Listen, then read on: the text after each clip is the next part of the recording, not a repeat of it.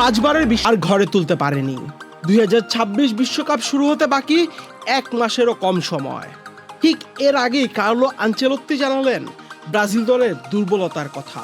মাঠের ফুটবলের চেয়ে মানসিক চাপ সামলাতে না পারাটাই সেলেসাওদের বড় সমস্যা বলে মনে করছেন ব্রাজিলের এই কোচ।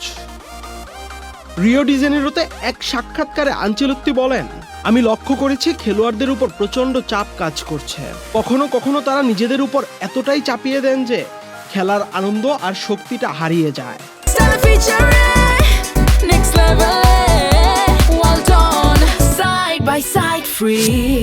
আনন্দ আর সৃজনশীলতা ছাড়া ব্রাজিলের ফুটবল অসম্পূর্ণ।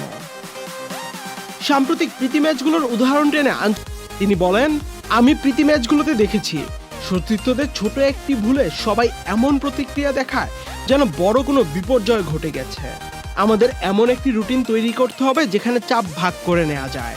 যখন সবাই মিলে চাপ সামলাবে তখন তা আর বোঝা মনে হবে না।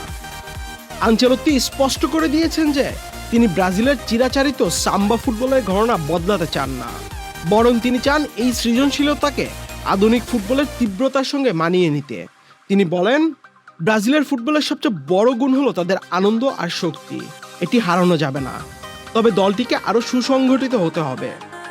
এবারে বিশ্বকাপে ব্রাজিল খেলবে গ্রুপ সিতে, যেখানে তাদের প্রতিপক্ষ মরক্কো, হাইতি ও স্কটল্যান্ড। আগামী 13 জুন নিউ জার্সির